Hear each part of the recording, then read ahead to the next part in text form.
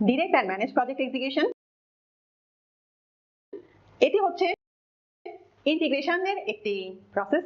Integration knowledge area, remember 4 নম্বর চ্যাপ্টারে আছে পিএমওকে। So আপনি যখনই দেখছেন এমন একটা প্রসেস যেটা ইন্টিগ্রেশনে আছে, তখন কিন্তু আমরা বুঝতে পারি যে এটা শুধুমাত্র কোনো একটা স্পেসিফিক নলেজ এরিয়া নিয়ে কাজ করছে না, এটা ইন্টিগ্রেশনের কাজ করছে, ইউনিফাইয়ের কাজ করছে, কম্বাইন করার কাজ করছে, রাইট? তার মানে আপনি এই যে আলাদা আলাদা ভাবে কোয়ালিটি ম্যানেজ করলেন, টিম ম্যানেজ করলেন, টিম ডেভেলপ করলেন, দেন আপনার রিস্কে যে ইমপ্লিমেন্টেশন প্ল্যান ছিল সেটা ইমপ্লিমেন্ট করলেন, স্টেক হোল্ডার ম্যানেজ করলেন, কমিউনিকেশন ম্যানেজ করলেন। সো এই যে আপনার আলাদা আলাদা ভাবে আপনি এক্সিকিউটিং এর প্রসেসগুলো পারফর্ম করলেন, সো আলটিমেটলি আপনি আসলে কি করলেন?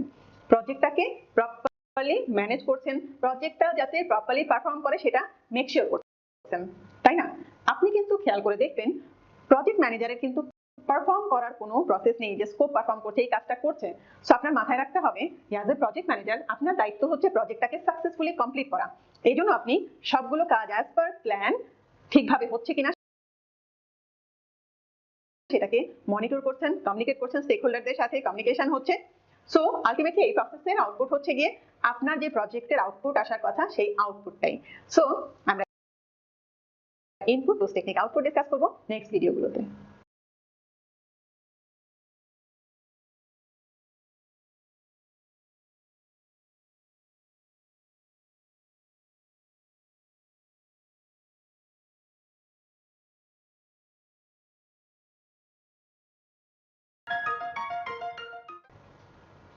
ডিসকাস করছিলাম direct and manage project work যে প্রসেস, সেটা আমাদের আমরা বুঝলামই যে আমাদের ওভারঅল যে প্রজেক্ট হচ্ছে, যত কাজ হচ্ছে সেগুলো আমরা ম্যানেজ করছি সো দ্যাট প্রজেক্টটা সাকসেসফুল হয়।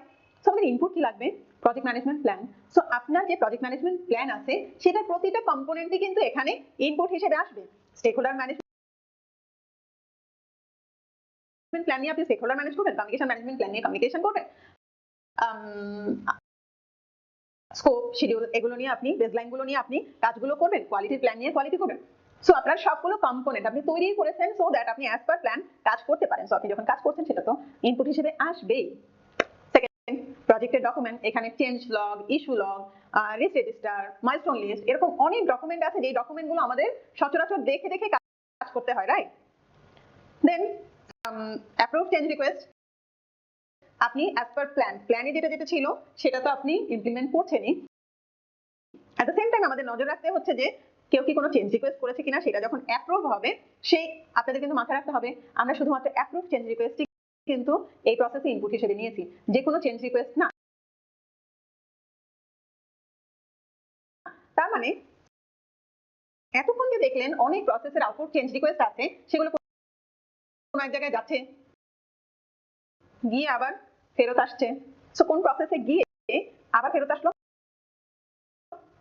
সেই প্রসেসটার নাম integrated change control. Monitoring and controlling এ সেটা আমরা ডিসকাস করব পরে। তার মানে একটা অ্যাপ্রুভালের প্রসেস আপনার থাকবে।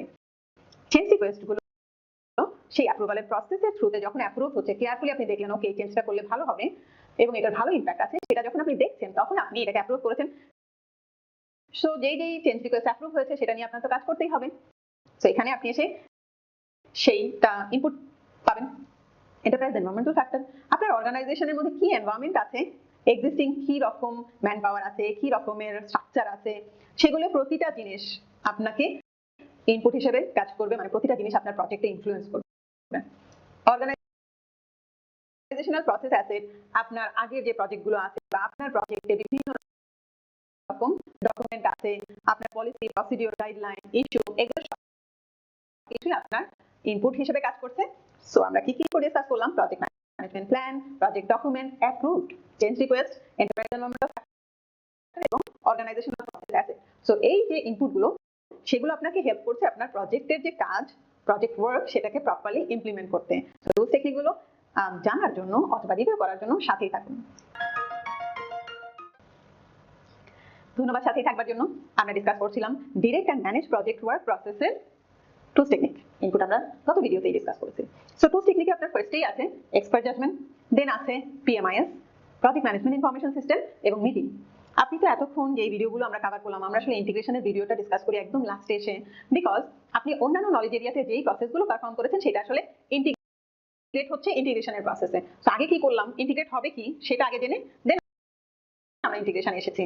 সো কমিউনিকেট করছেন আপনি, কমিউনিকেশন হচ্ছে স্টেক হোল্ডারের এঙ্গেজমেন্ট ম্যানেজ করছেন, রিস্কের যে রেসপন্স ছিল সেটা ইমপ্লিমেন্ট করছেন, কোয়ালিটি ম্যানেজ করছেন, রাইট? এই যে কাজগুলি হচ্ছে, এই কাজগুলো কিভাবে করলে প্রপারলি করা যাবে। সো আপনার মাথায় রাখতে হবে ইন্টিগ্রেশনের যে প্রসেস, আপনি হয়তো স্টেক হোল্ডার ম্যানেজ করতে গিয়েছেন, সেটার কারণে আপনার অন্য একটা নলেজ এরিয়াতে একটা ইম্প্যাক্ট হবে। সো আমরা কি করি, এটার ইম্প্যাক্ট, এই নলেজ এরিয়ার ইম্প্যাক্ট এটাতে কিভাবে হবে, সেটার উপর বেস করে একটা কম্বাইন্ড ডিসিশন নিই। সো এক্সপার্ট জাজমেন্ট যারা আছে সে আসলে সবগুলো এরিয়াকে মাথায় রেখেই একটা ডিসিশন নিচ্ছে, এই জন্যই tools technique expert judgment. Project management information সিস্টেমে আমরা সাধারণত শিডিউলিং এর সফটওয়্যার ইউজ করি, কনফিগারেশন ম্যানেজমেন্ট সিস্টেম, যেমন কনফিগারেশন কি আপনার একটা আউটপুটের কনফিগারেশন কি হবে সেটা সফটওয়্যার হতে পারে, একটা টেবিলেরও কিন্তু কনফিগারেশন আছে, তাই না? এটা হয়তো 2 ফিট বাই 3 ফিট আছে, মানে যে কোনো একটা টেবিল। সো যখনই কোনো চেঞ্জ হয় তখন কিন্তু কনফিগারেশন চেঞ্জ হয়।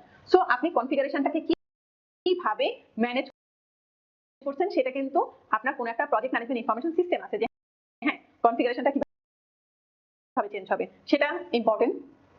Information collection and distribution system, আপনার বিভিন্ন ওয়েতে কিন্তু আপনি ইনফরমেশন কালেক্ট করছেন এবং যার যা ইনফরমেশন দরকার সেটা ডিস্ট্রিবিউট করছেন। সো এই জন্য আপনার টিএমআইএস লাগছে, আপনার ওয়েব ইন্টারফেস থাকতে পারে, আপনার অনলাইন সিস্টেম থাকতে পারে। সো যে কোনো সিস্টেমে আপনি ওভারঅল একটা প্রজেক্টকে প্রপারলি কমিউনিকেট করছেন, সেজন্যই আপনার টিএমআইএস আছে, সফটওয়্যার আমরা এখন ইউজ করি, রাইট? দেন মিটিং, আপনি বিভিন্ন রকম সেশন অর্গানাইজ করেছেন, আপনি বিভিন্ন ব্রেনস্টর্মিং হতে পারে, ডিসিশন মেকিং এর জন্য হতে পারে, স্টেক হোল্ডার ম্যানেজ করার জন্য হতে পারে, আপনি জায়গায় জায়গায় সময়ে সময়ে মিটিং করছেন সো দ্যাট আপনার প্রজেক্টটা প্রপারলি ম্যানেজ হয়। সো এই ছিল আমাদের tools technique, expert judgment, project management information system এবং মিটিং।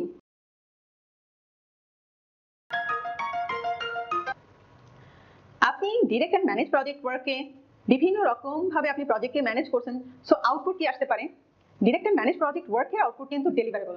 এতক্ষণ কিন্তু আপনি কোনো প্রসেস থেকেই ডেলিভারেবল অ্যাজ আউটপুট পাননি। ধরেন আপনার প্রজেক্টে ডেলিভারেবল একটা সফটওয়্যারের মডিউল, সো আপনি যখন কাজগুলো প্রপারলি পারফর্ম হচ্ছে তখন আপনি সফটওয়্যারের মডিউলটা রেডি পাচ্ছেন, আপনার প্রজেক্টের আউটপুট হয়তো একটা কনস্ট্রাক্টেড ক্লাব।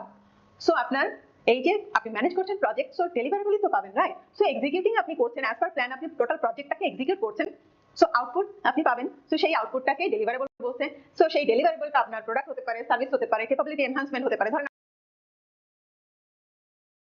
আপনি ট্রেনিং এর একটা প্রজেক্ট করছেন যে আমি 20 জনকে ট্রেনিং দিব এতদিনের মধ্যে, সো ক্যাপাবিলিটি এনহান্সমেন্ট তো এই প্রসেসে ডেলিভারেবল।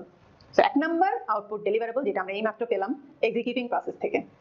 দেন ওয়ার্ক পারফরমেন্স ডাটা, ধরেন আপনার প্রজেক্টটা 2 বছরের, শুরু থেকেই কিন্তু আপনি বলছেন যে আচ্ছা আজকের দিন আমাদের এই কাজ হয়েছে, আজকের দিন আমার এত টাকা খরচ হয়েছে, আজকে আমি শিডিউলের কতটুকু কাজ কমপ্লিট করেছি, মানে স্কোপ, কোয়ালিটি, বিভিন্ন রকমের র ডাটা কিন্তু আমাদের প্রতিদিনই প্রডিউস হচ্ছে। সো যখনই কাজ হবে, আপনার যখন প্রজেক্ট ওয়ার্ক আপনি যখন মনিটর করছেন, আপনি যখন ডিরেক্ট করছেন, আপনি দেখবেন বিভিন্ন রকম ওয়ার্ক পারফরমেন্স ডাটা পাচ্ছেন। এটা কিন্তু র ডাটা। ওয়ার্ক পারফরমেন্স ইনফরমেশন আরেকটি টার্ম আছে যেটা আপনি মনিটরিং কন্ট্রোলিং এর পরে পাবেন। সো ওয়ার্ক পারফরমেন্স ইনফরমেশন আপনি বলছেন আচ্ছা 3টা কাজ হয়েছে, আপনি বলেছেন সেটা হচ্ছে র ডাটা। আপনি এরপরে যখন মনিটরিং কন্ট্রোলিং এ বলবেন ও আচ্ছা আজকে দিনে তো 5টা হওয়ার কথা ছিল, 3টা হয়েছে, প্ল্যান ভার্সেস অ্যাকচুয়াল যখন দেখছেন তখন আমরা সেটাকে বলছি ওয়ার্ক পারফরমেন্স ইনফরমেশন। এই দুইটা আউটপুটই কিন্তু আমার মতে ক্রিটিক্যাল আউটপুট এই প্রসেসের। এছাড়াও আপনার যখন প্রজেক্টের কাজ চলবে, আপনার ইস্যু লগ আসবে, আপনার প্রজেক্টে ইস্যু সারাক্ষণ আসতে পারে, সেই ইস্যু আপনি রিজলভ করছেন, এইভাবে আপনি আপনার প্রজেক্টকে সাকসেসের দিকে নিয়ে যাচ্ছেন, সেটাও আরেকটা আউটপুট। চেঞ্জ রিকোয়েস্ট আমরা বলেছি যে আপনার চেঞ্জ রিকোয়েস্ট, আপনি যে কোনো কাজ করতে গেলে আপনি হয়তো দেখতে পারেন যে আমাদের বিভিন্ন জায়গায় প্রজেক্ট ম্যানেজমেন্ট প্ল্যানের আপডেট হতে পারে, কারেক্টিভ অ্যাকশন হতে পারে, প্রিভেন্টিভ অ্যাকশন হতে পারে, বিভিন্ন রকম আপডেটের কারণে আপনার চেঞ্জ রিকোয়েস্ট আসতে পারে। বাট চেঞ্জ রিকোয়েস্ট সবসময় কোথায় যাবে, ইন্টিগ্রেটেড চেঞ্জ কন্ট্রোল প্রসেসে যাবে। যখনই সেটা অ্যাপ্রুভ হবে তখনই আপনি আবার কাজ করবেন সেটা নিয়ে। বাট চেঞ্জ রিকোয়েস্ট হতে পারে আপনার প্রসেসের আউটপুট, প্রজেক্টের যে কোনো প্রজেক্ট প্ল্যানের আপডেট হতে পারে, এনি কম্পোনেন্ট, প্রজেক্টের ডকুমেন্ট, আপনি সারাক্ষণ যখন কাজ করছেন আপনার প্রজেক্টের ডকুমেন্ট চেঞ্জ হচ্ছে। আর ওপি অর্গানাইজেশনাল প্রসেস আছে, আপনার প্রজেক্টের অনেক ডকুমেন্ট আছে, সেই ডকুমেন্টগুলো কিন্তু আপনার অর্গানাইজেশনাল প্রসেস অ্যাসেটের একটা পার্ট। আপনি যখন আজকে একটা নোটিফিকেশন দিচ্ছেন, একটা প্রেজেন্টেশন আজকে ফাইনালাইজ করলেন, একটা ডকুমেন্ট অ্যাপ্রুভ হলো, সবকিছু কিন্তু আপনার ওপিএ আপডেট হলো, তাই না? সো এই ছিল আমাদের output direct and manage project ওয়ার্কের। সো আমরা নলেজ ম্যানেজমেন্ট নিয়ে কথা বলবো নেক্সট ভিডিওতে। ম্যানেজ প্রজেক্ট নলেজ, এই যে প্রসেসটা আছে খুবই ইম্পর্টেন্ট একটা প্রজেক্ট ম্যানেজারের জন্য। কেন? কারণ আপনি যদি আগের প্রজেক্টের কোনো ডকুমেন্ট পেয়ে থাকেন অথবা আপনার প্রজেক্টে যদি আপনি ডকুমেন্ট ম্যানেজ করার ব্যবস্থা থাকে, তাহলেই তো আপনার নেক্সট যে প্রজেক্ট ম্যানেজাররা তারা আপনার প্রজেক্ট থেকে কিছু শিখতে পারবে। আবার যদি এই কালচারটা না থাকে, তখন কি হয়, প্রজেক্ট ম্যানেজারের সারাক্ষণই রিইনভেন্টিং দ্য হুইল যে ঘটনাটা আছে, সারাক্ষণই কিছু না কিছু আবিষ্কার করছেন আপনি, এটাও তো এরকম না ওরকম ভাবে হতে পারে, এটা কিভাবে বললাম। বাট এই সিচুয়েশনের মধ্য দিয়ে হয়তো আপনার আগের প্রজেক্ট ম্যানেজার আছে, তো এই যে তার নলেজটা হয়েছে, সেই নলেজটা আপনি যদি ম্যানেজ করেন, আপনার অর্গানাইজেশন যদি নলেজ ম্যানেজমেন্টের ব্যবস্থা না থাকে, তাহলে কি হবে, সারাক্ষণই প্রজেক্ট ম্যানেজাররা স্ট্রাগল করছে। বাট হওয়া উচিত যে প্রজেক্টে মানে অর্গানাইজেশনে যত প্রজেক্ট রান করছে আগে হয়েছে, সেখান থেকে আপনি কিছু ইনফরমেশন যেটা আপনার নেক্সট প্রজেক্ট ম্যানেজারের জন্য হেল্প করবে, সেই ইনফরমেশনগুলি আপনি রেখে দিবেন। সো এই যে প্রসেসটা ম্যানেজ প্রজেক্ট নলেজ, এই প্রসেসের কাজ হচ্ছে আপনার প্রজেক্টের ইনফরমেশন আপনি প্রপারলি রাখবেন এবং আগের যে প্রজেক্টের ইনফরমেশন আছে সেটার বেস্ট ইউটিলাইজেশন আপনি করবেন, রাইট? সো ইনপুট ডিসকাস করবো নেক্সট ভিডিওতে।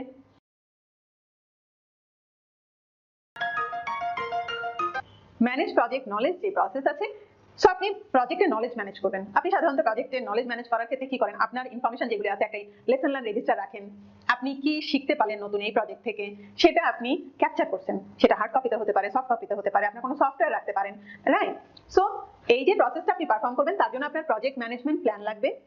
যে কোনো কম্পোনেন্ট হতে পারে, যে কোনো কম্পোনেন্টের জন্যই আপনার নলেজ ম্যানেজমেন্ট, যে কোনো কম্পোনেন্টই আপনাকে বলে দিতে পারে যে এই জায়গাটাতে আপনার নলেজ ম্যানেজ করার দরকার আছে। দেন প্রজেক্টের যে ডকুমেন্ট গুলো আছে সেগুলোই তো আমরা সাধারণত সুন্দর করে ক্যাপচার করে নলেজের যে লেসন লার্ন রেজিস্টার রাখি, যেমন প্রজেক্টের আপনার অ্যাসাইনমেন্ট, দেন আপনার ইস্যু লগ, দেন স্টেক হোল্ডার রেজিস্টার। এই ডকুমেন্টগুলি দেখে আপনি আসলে বোঝার চেষ্টা করেন যে আপনার কোন কোন ইনফরমেশন রাখলে আপনার নেক্সট প্রজেক্ট ম্যানেজার জন্য এটা বেটার হবে। ডেলিভারেবলস, আপনার প্রজেক্টের যে আউটকাম আছে, ডেলিভারেবলস কোন প্রসেসের আউটপুট, একটু আগে আমরা ডিসকাস করে এসেছি direct and manage project work, সেখানে কিন্তু আপনি দেখেছেন আউটপুট দেখে আপনি দেখলেন আচ্ছা এটা তো যেভাবে চেয়েছি সেভাবে আসেনি বা যেভাবে চেয়েছে সেভাবে এসেছে। তো সেই ইনফরমেশনটা যদি আপনি ক্যাপচার করেন, তখন আপনার নেক্সট ডে হয়তো এই প্রজেক্টটি আবার হতে পারে। ধরেন আমার প্রজেক্টে এরকম একবার হয়েছিল, আমরা ই টপ আপ সিস্টেমকে টপ আপ করেন মোবাইলে, টপ আপ সিস্টেমকে রিপ্লেস করেছি, সেটা আমাদের প্রজেক্টের নাম ছিল ইভিসি, আরেক কোম্পানি ছিল। দেন ইভিসি আবার যখন অর্গানাইজেশন চেঞ্জ হয়ে গেল, ম্যানেজমেন্ট চেঞ্জ হয়ে গেল, ইভিসি আবার সিস্টেমটাকে আপগ্রেড বা নতুন সিস্টেমে চলে যখন যাচ্ছিল, তখন হয়তো আমি ছিলাম না, বাট আমার ডকুমেন্ট ছিল। সো ইভিসির যেই ডকুমেন্ট আছে সেখান থেকেই কিন্তু তখনকার প্রজেক্ট ম্যানেজাররা বুঝতে পেরেছে বা প্রজেক্ট টিম জেনেছে যে কি কি আউটপুট এই প্রজেক্ট থেকে এসছে। সো ওইখান থেকেই ওরা কিন্তু ইজিলি বুঝতে পেরেছে যে ওই প্রসেসের আউটপুট কি, right? So enterprise environmental factor, অর্গানাইজেশনের কালচার কিরকম, আপনি কিভাবে জিওগ্রাফিক ডিস্ট্রিবিউশন কিরকম, এক এক অর্গানাইজেশনের এক এক রকম হয়, সেটার উপর ডিপেন্ড করে আপনি ডিসাইড করেন যে আপনি কিভাবে নলেজ ম্যানেজ করবেন। হার্ড কপিতে রাখলে হবে নাকি আপনার অর্গানাইজেশন তো আসলে দেখা যায় ঢাকায় আছে, দিনাজপুরে আছে, রংপুরে আছে, সো তারা কিভাবে রেট্রাইজ করবে, হার্ড কপিতে রাখলে কিন্তু তখন আর হচ্ছে না, তখন আপনার সফট কপিতে হয়তো চলে যেতে হচ্ছে। অর্গানাইজেশনাল প্রসেস অ্যাসেট, আপনার অর্গানাইজেশনের যে পলিসি প্রসিডিউর আছে, আগে যেভাবে প্রজেক্টের ডকুমেন্ট ম্যানেজ হয়েছে, সেগুলো আমরা যত দেখবো তত আমরা বুঝতে পারবো কিভাবে আমরা আরো বেটার প্রজেক্টের নলেজ ম্যানেজ করতে পারি। সো এই ছিল আমাদের ইনপুট টু স্টেকিং, ডিসকাস করবো নেক্সট ডে। এটা আমাদের লাস্ট ভিডিও এক্সিকিউটিং প্রসেসের, রাইট? সো কংগ্রাচুলেশন, এক্সিকিউটিং প্রসেসও আপনি প্রায় শেষ করে এসেছেন। সো এই যে আউটপুট আছে, সেই আউটপুট ম্যানেজ প্রজেক্ট নলেজ প্রসেসের আউটপুট কি হতে পারে? সিম্পল, লেসন লার্ন রেজিস্টার হবে। লেসন লার্ন, আপনি এই প্রজেক্টে কি কি লেসন লার্ন করেছেন, সবসময় যে নেগেটিভ হতে হবে তাও না, পজিটিভও হতে পারে। আপনি এমন কিছু শিখেছেন যেটা আপনি নতুন কোনো প্রজেক্ট ম্যানেজারকে শেখাতে চান, আপনার কোনো প্রবলেম আপনি ফেস করেছেন, কোনো ইস্যু ছিল যেটা আপনি রিজলভ করেছেন, ভালোভাবে হোক বা খারাপ ভাবে হোক, ভালো খারাপ যে কোনো নলেজই কিন্তু আপনার নেক্সট প্রজেক্ট ম্যানেজারের জন্য খুবই ইম্পর্টেন্ট, আপনার জন্য হতে পারে, রাইট? সো আপনার যে প্রবলেমগুলো আমরা ফেস করেছি, যেটা আমরা আরো ভালোভাবে করতে পারতাম, দেন আপনার কিছু অপরচুনিটি, কিছু চ্যালেঞ্জ যেগুলো আপনি ফেস করেছেন, আবার আপনি কিন্তু চাইলে কিছু সাজেশনও লিখতে পারেন যে আমরা এরকম প্রবলেম ফেস করেছি এবং করার পরে আমরা দেখেছি এইভাবে ম্যানেজ করেছি, বাট আমাদের মনে হয় যে আমরা এইভাবে যদি ম্যানেজ করতাম আরো ভালো হতো। সো আপনি কিন্তু আসলে সাজেশনও দিচ্ছেন, সেটাও হতে পারে। দেন আপনার প্রজেক্ট ম্যানেজমেন্টের প্ল্যান আপডেট হতে পারে। সো আপনি যে নলেজ ম্যানেজমেন্ট করতে গেছেন, তখন আপনার মনে হতে পারে যে প্রজেক্ট ম্যানেজমেন্টের এই কম্পোনেন্টটা যদি আমি চেঞ্জ করি তাহলে নলেজ ম্যানেজমেন্টের জন্য ভালো হবে। আর অর্গানাইজেশনাল প্রসেস অ্যাসেট, আপনি যে নলেজ ম্যানেজ করছেন, আপনি যে লেসন লার্ন রেজিস্টারটা রাখছেন, সেটা কিন্তু আসলে ওপি এর একটা পার্ট হিসেবেই থেকে যাবে। আপনি এই যে আপনার যত প্রজেক্টের ডকুমেন্ট, পলিসি, প্রসিডিউর সেগুলি তো ওপি এর, রাইট? সো আপনি এই যে লেসন লার্ন রেজিস্টারটা করছেন সেটা কিন্তু ওপি এরই পার্ট। সো এই ওপিএ থেকেই কিন্তু আপনার নেক্সট প্রজেক্ট ম্যানেজাররা তাদের প্রজেক্ট প্ল্যানও করতে পারবে, এক্সিকিউশনেও গাইডলাইন পাবে, তাই না? সো এই ছিল আমাদের manage project knowledge process, monitoring এবং কন্ট্রোলিং প্রসেস। এগুলো জানতে সাথেই থাকবেন।